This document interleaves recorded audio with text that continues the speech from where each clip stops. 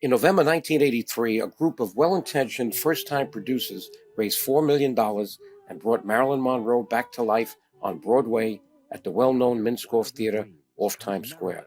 Now, more than 30 years later, one of those producers has decided to exhume the remains of the play, Marilyn, an American Fable, for a new audience on YouTube.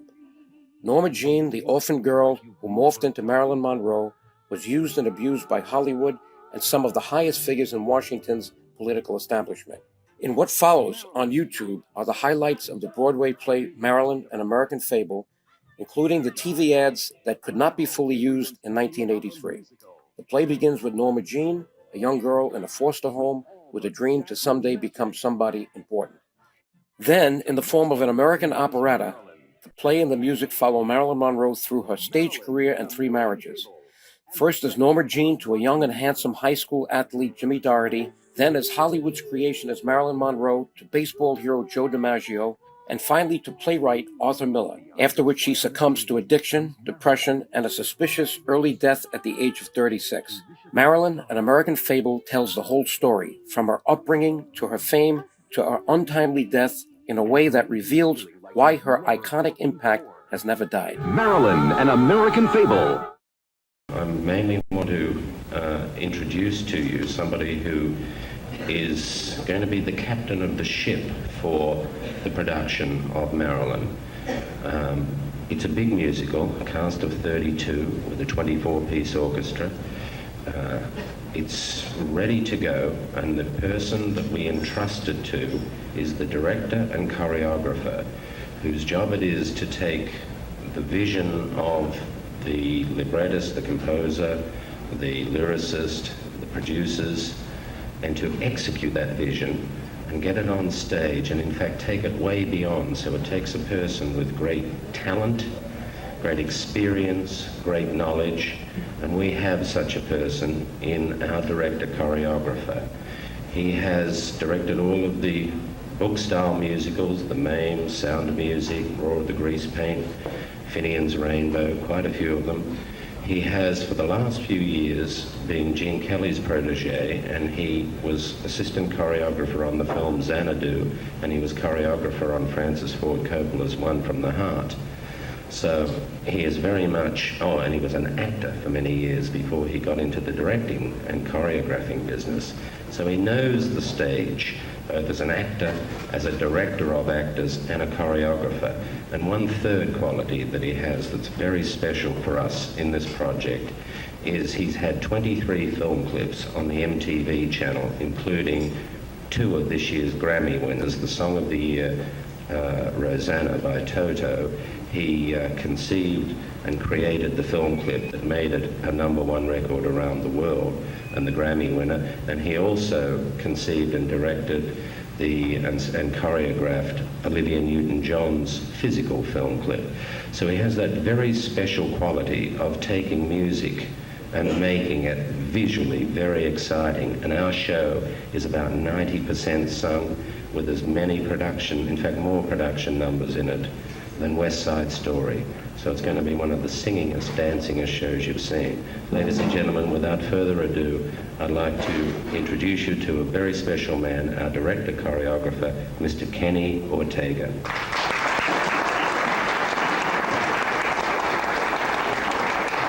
Good evening. Thank you, Malcolm, and thank you, Francine. What a wonderful place this is. It took me long enough to get here. And I want to thank the gentleman out there who lent me his coat, seriously. What we have is a wonderful $3 million major Broadway musical revolving around the life of Marilyn Monroe. In our minds, we feel that she's greater than a legend, therefore we came up with the Fable. The musical takes place on the stage is set up to look like a giant sound stage out of the 1930s. We have 32 people on stage, and they comprise 3 groups: the groups who made her, the people who loved her, and the ones who knew her. Marilyn, as you know, was married 3 times, at first to a young man named Jim Doherty. It didn't last long. Her career took hold and she was out. Then she met Joe DiMaggio, the Yankee Clipper, Jolting Joe.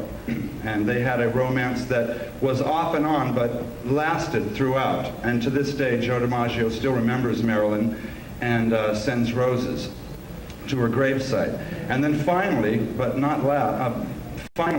certainly important, was Arthur Miller, a great American playwright. And what we do is we take the musical and we deal with the positive facts, for the most part, of Marilyn Monroe's life. She had a destiny. It's how she deals with that destiny that determines her fate. She has to deal with the demons in the beginning of the second act. That we have a big dance number where the demons come in and seduce her with champagne and pills, and we don't actually have the documentary of Marilyn Monroe on stage. We're going much more for the fairy tale, 1983 retrospect, celebration of one of the greatest ladies of motion pictures. Josh Logan, who directed her in Bus Stop, was recently quoted on a television show as saying that he felt that Marilyn Monroe was the equivalent in talent and genius to Charlie Chaplin. So without further ado, what we're going to do tonight is bring you some of the highlights. We have not started rehearsal yet, so what you're seeing tonight is pretty much just a musical presentation. We have a little dance for you too. The musical highlights from Marilyn American Fable. And what I want to do is start off by introducing you to our musical director and orchestrator, Stephen Margocius, who has orchestrated for such films as Fame and recently just did a television special called The Revenge of the Nerd, a brilliant young composer, and he is going to give you a bit of an overture. Stephen?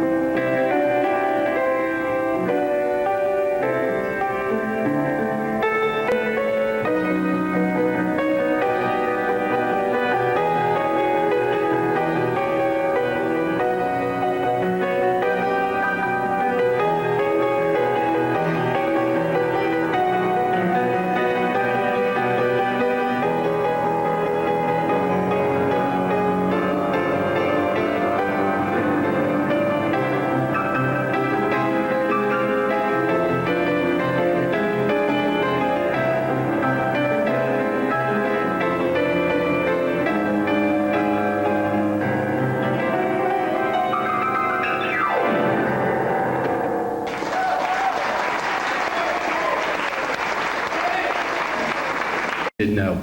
Good evening, my name is Bill May, and if this jacket looks a little bit strange to me, we have to tell you the comedy.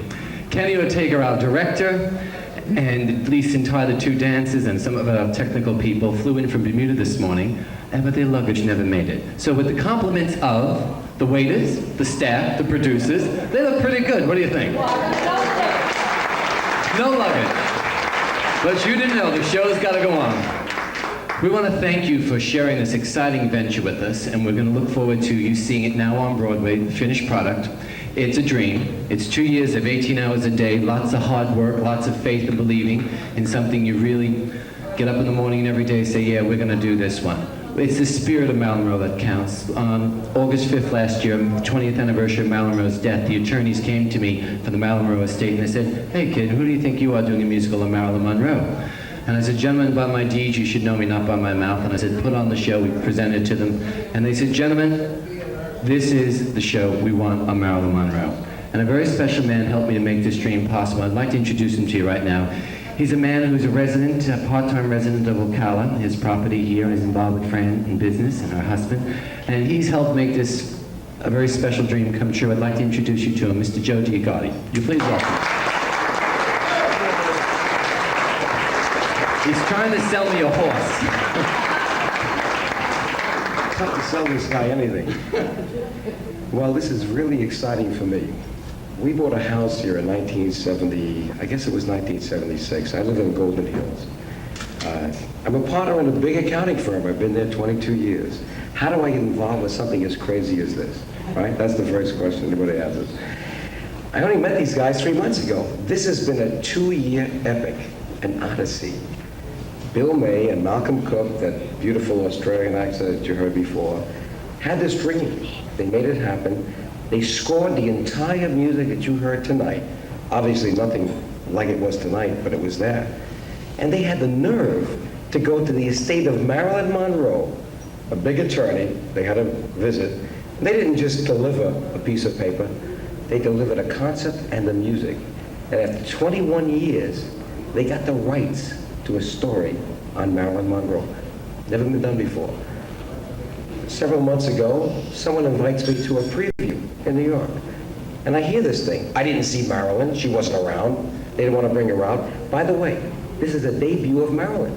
We held her off practically to Ocala. We had her last week in Ocean Reef. So Florida is Marilyn's debut.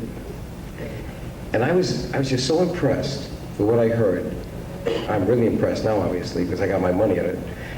But I was so impressed with Bill May and Malcolm Cook in this dream, and I said, you know, I've got to take all the experience I've had in my great accounting firm. I'm not going to mention it, but it's one of the big 8. 22 years, 12 years apart, and I've structured real estate deals, horse deals, oil and gas deals, timber, leasing. And I says, I got to bring this technical ability I have and make a Broadway play happen. I got to see if I'm really good. And here it is. I can't believe what's happened in 3 months. Here we are, ready to go on Broadway. What you've heard tonight has not been in technical rehearsal. Would you believe it? These are a family of people, a spiritual family of people who really love each other, who love the concept, who've related to what these 2 creative producers have done, Bill May and Malcolm Cook, and have brought it this far. And I said, damn it, before we go to Broadway with this thing, we got to go to one of my favorite places, Ocala. My parents come here every year for 4 months. I got a house in Golden Hills. In fact, I own 70 lots out there. I'm trying to sell them. So as soon as the interest rates come down, I'll have more money to put into this thing. But I have to tell you something. There's a beautiful Florida connection to what's happened here tonight. And I have to bring him up. A wonderful friend of mine, Rick Riccadelli, who put his family in a jalopy from Pittsburgh in 1948 because they couldn't get jobs there. And they came down to Florida. And this man was the first Italo-American elected official in this state of high stature, North Miami, 1951. Rick, would you come up? You know why I have to introduce you to him? I went to him last week. Well, wait a minute. You gotta hear the story. Rick, come here. You wanna hear the magic of Marilyn? The woman is not here anymore.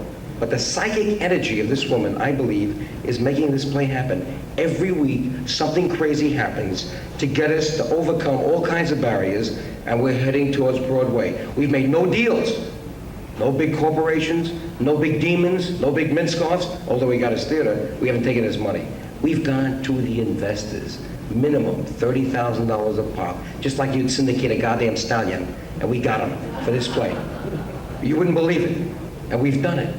But I went, we raised $2 million, we need $3 million. And I called my friend Rick Riccadelli only 3 weeks ago, and he says, you know, Joe, I'm coming to New York. I said, I can't believe it, Rick, I haven't seen you in 5 years. He was nice enough to host me down in Ocean Reef one time with my family some 8 years ago. I said, Rick, if you come to New York, you got to hear this thing. I'm involved. I got my money in. I love him. I love the people. I love the concept. So he comes 3 weeks ago, and we give him a preview. Nothing like you've seen tonight. And Rick says, damn it, Joe. He gives me a check. He says, you got to come down to Ocean Reef. They're going to disappear after July 4th. But I'm going to call Harper Sibley, who started Ocean Reef, and we'll see what we can do. Would you believe it? We raised $750,000 last weekend in Ocean Reef, and Harper said, hey, I've never seen anybody give it a standing ovation to anything. These people go out of their way not to be impressed. Now, I give you a fellow Floridian who came here in 1948, mayor of North Miami in 1951, and would you give me back after I give it to you? Here's my good friend Rick Cadell. Thank you, Joe. Same reception that you obligingly gave them. There were standing ovations. They're very sophisticated people there. They're very wealthy people. They are hard to be impressed, and it came from their hearts. And I'm sure that the artists and the talent that put on that tremendous show at Ocean Reef with just less than 24 hours of rehearsal really appreciated what occurred. And then, of course, when the people who were there believed in the show the way I did and Joe does, and the rest of the artists and supporters of this show opened up their pocketbooks, and really I was amazed when you get somebody like Bibi Raboso or somebody to really unload the money. You're really enthralled by it. I think it's something exceptional, not only from the fact that we're talking about an exceptional person, Marilyn Monroe, that even the women love, which is very unusual, guys. I asked my wife, I says, you know, why, honey, aren't you jealous of Marilyn Monroe when you're jealous of maybe Betty Grable and a few others that maybe showed off a little bit when we were in the service back in World War II? She said, well, there's something a little pathetic about Marilyn Monroe with all her beauty, all of her glamour, all of the beautiful visual that she had. Everybody knew that she came from some very unhappy background, and she just felt that she needed the adulation of the audience. And even when she found true love in Joe DiMaggio, that was one of the greatest heroes that we have, she still realized that she wanted to go before the audience, and she needed that type of adulation and acclaim. So I think the ladies keep looking at Marilyn Monroe as probably the most beautiful woman, the beautiful built body that ever lived, and yet the most unhappy and unsatisfied woman that ever lived. And that's why my wife encouraged me to invest in this show. That's why I've invested in this show. It's changed our lives. It's changed our children's lives. I'm so proud that tomorrow evening the cast has consented to visit North Miami, a little town. You think Ocala's small, you ought to see North Miami. And they're going to have this little presentation from some personal friends of mine in North Miami. And I say this, Joe, it's changed my life. I think Marilyn was destined to be shown on Broadway. The poor thing never had an opportunity to appear on Broadway. She was promoted. She was prostituted in Hollywood. But I think what has occurred now is what the American hope and the American dream really wanted for Marilyn Monroe, something beautiful, something happy. For we who are in our age, we would have wished for her, and for our children who did not know how she unhappily ended, we want them to think of her as the American dream, the American myth. We want her to think as the American, what's the name? Fable. Fable, the American Fable. Thank you, Joe.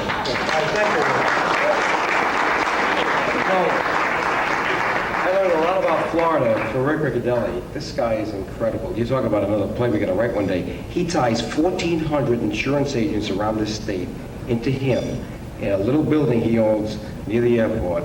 He's the largest general managing agent in insurance in the state. In fact, he's hosting a party in Ocean Reef for the governor and Secretary of State. And Rick, we're so happy to have you as one of our investors. And thanks for flying up today. Really appreciate it. Let me just give you a final note in terms of what we're here to do. You know, I almost called this off, but I said, no, we got to do it. I never believed we could raise as much money as we did in the weekend. So we're really almost over the top. But the question is checks, right? We've got now, with $3 million production, we've got now in the bank $2.5 million and promises for like another $3 million. If there's anyone here that thinks they want to be a part of what they've seen here, the issue now is, it's like a horse race. You got to put your money on the table. And that's where it is. And if anyone does, we'd be happy to discuss it with you. We think we have a deal That's an investor deal. We're so committed to it that we signed the contracts after Ocean Reef with the theater. We now have the Minskoff on 44th and Broadway with a 5-story facade that's going to have a lipstick red Marilyn written up 5 stories on Broadway. It's done. And we lodged the bond with Actors Equity, $90,000 last week, based on what Rick did. So we're going. There's no way to stop us. Can we get some close? Just have him get a photo of us in the paper. I just want him to know. Look like he's very upset. I have to know.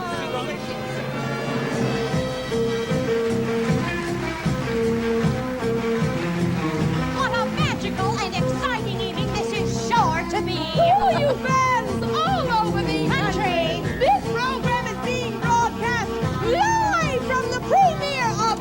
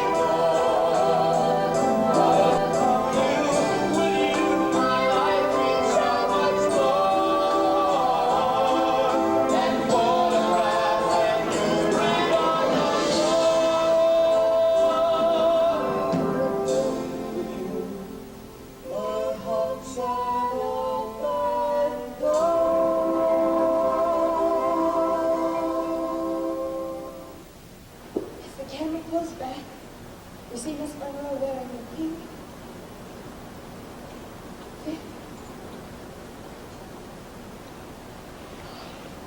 And now I believe you can have what you want when you're happy with just who you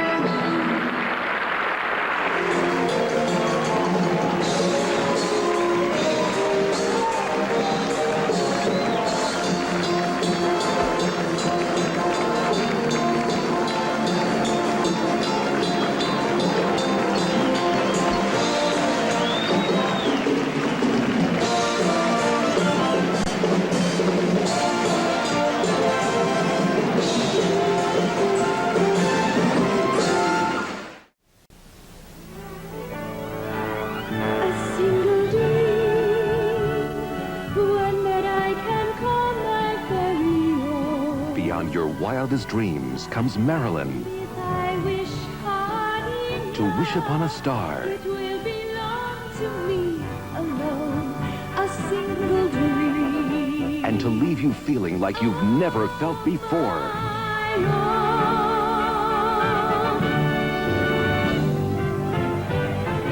Marilyn.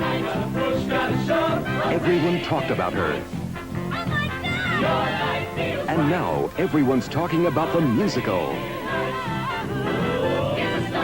With all the dazzling magic. To match the legend that is Marilyn. Marilyn, an American Fable, and a spectacular Broadway musical.